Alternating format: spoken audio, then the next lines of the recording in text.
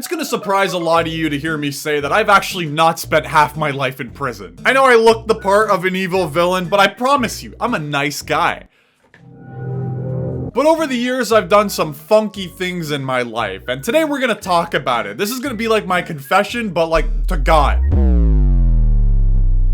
Now the way this works is simple. As you can see, I've got 5 crimes here listed along the bottom, and we're gonna rank them from 10 out of 10 would commit again to E tier. I already know future sponsors are gonna love this video. So let's just get started, right? So crime number 1 I ever committed was assault! Woo! Now I know I look like I would die if a gust of wind hit me at the right angle, but trust me, underneath this sweater here, I'm a seasoned veteran at assault that even Bruce Lee himself would be scared of. Alright, now this one isn't that exciting. I'm sure most people have probably gone through this in their life at least once, unless my school was like a goddamn combat zone like the Hunger Games or something like that. So let me take you back to when Tibor was a young kid in elementary school, all the way back in 1927. Shockingly, I was cringe and relentlessly bullied for it. Like, for example, to give you a kind of idea of how cringe I was, a famous philosophical quote that I remember Tibor, young 13-year-old Tibor saying is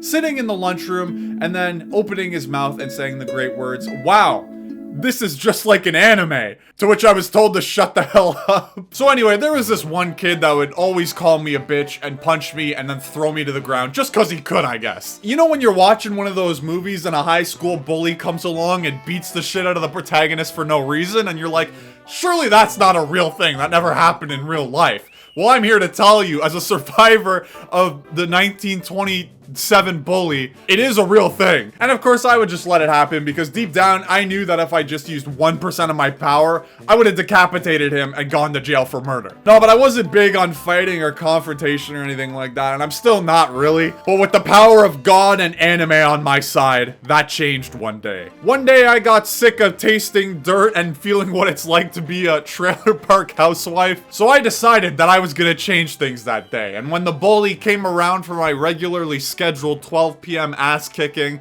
I was ready. Now I'd love to lie to you and say that I picked him up by his neck, gave him the death stare, and then threw him into the pavement, but in reality, he walked up to me. Well, actually, he kind of like stomped up to me with his arms splayed like that. Like a high school bully, of course. He punched me, I punched him back, and then since I was on that growing up grind like most kids are, I was a big boy. And we wrestled to the ground, and I got the chance to kick him a bunch. It was pretty sick. So assault, where should we rank it? Honestly, it felt good. I think it was justified, so I think I'm gonna put it at a nice little A tier. All right, crime number 2. We're gonna get the boring one out of the way. Trespassing. I'm sure most people at one point or another in their lives have probably committed trespassing. You've probably done it, or maybe I'm just a psychopath for thinking that. I don't know, man. This one's simple. I love abandoned buildings. Don't know why, but I do. And being in the middle of nowhere in Canada, there's a fuck ton of them here. So when I see an abandoned building, I very quickly become more illiterate than I already am,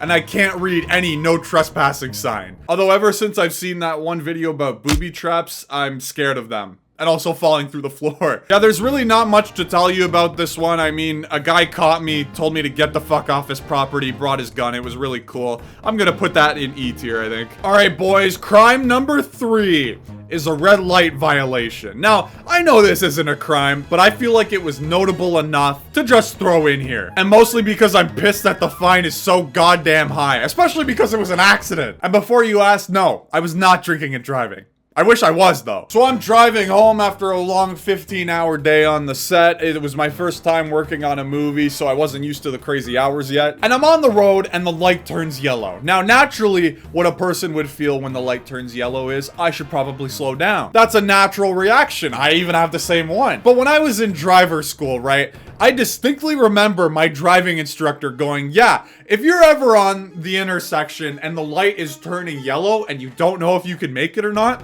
just look at the lines beside you. If the line's solid, then you're in the clear, bro. You can just run right through that shit. You'll be fine. So I stored that little piece of information in the back of my head just in case there was one day where I needed to save the world with my knowledge about solid lines and yellow lights. Anyway, fast forward a few years and I'm driving in this situation. Light is yellow. And I'm like, fuck, should I slow down? I look at the lines, it's solid. And I'm like, hell yeah, man. I got this. I can make that light.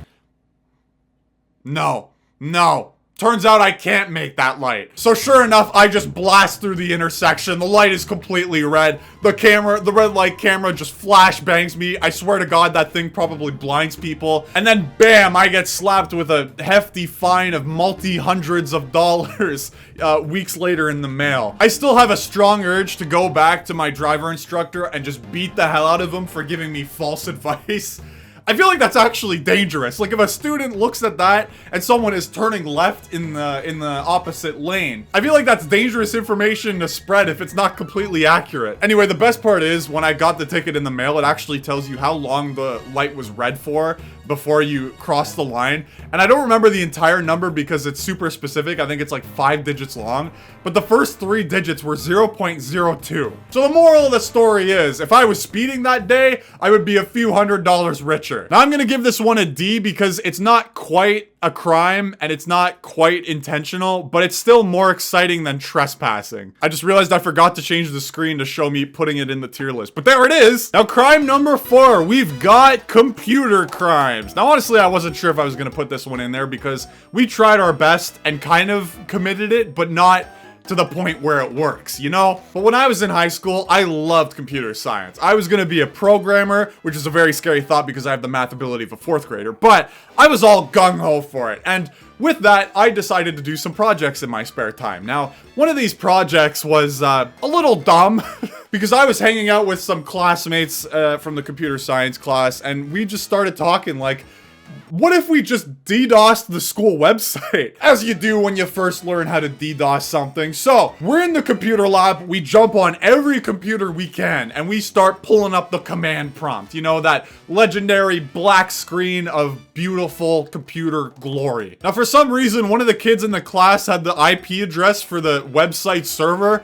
I don't know why or how he got this information. I don't even know if it was the right IP, to be honest, but he had a number written down. That's what was important for our little project here.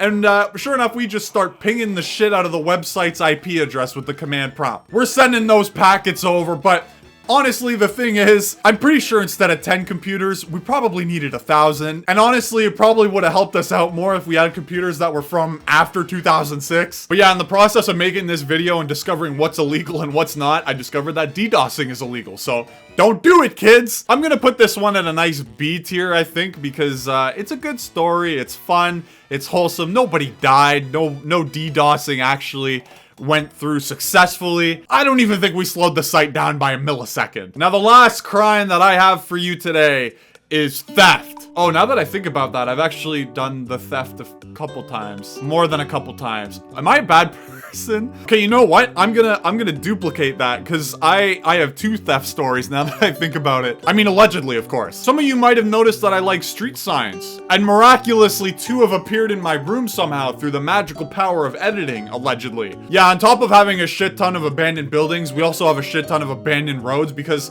frankly, nobody wants to live here. So yeah, somehow these signs just happen to forcefully, allegedly fall into the back of my trunk. It's really weird. And now they're here through the power of editing because they're green screened. Yep. I'm gonna put this one at a 10 out of 10, would commit again, because frankly, I want a railroad sign at a traffic light. Allegedly. God damn it, I forgot to show the screen again, but you know, there it is. And the last piece of theft isn't nearly as exciting. I stole from the grocery store that I worked at. Mostly because I was pissed that they took my COVID pay away a month into the pandemic. So yeah, I'm gonna put that at a C because I won't say it's justified, but I was pissed and also hungry. Now, I feel like I need to say this for legal reasons, but don't commit crimes, man. Crimes are bad, you know? Murder? Don't do it. Sorry for the hot take, but it had to be said. Anyway, I'll see you guys later.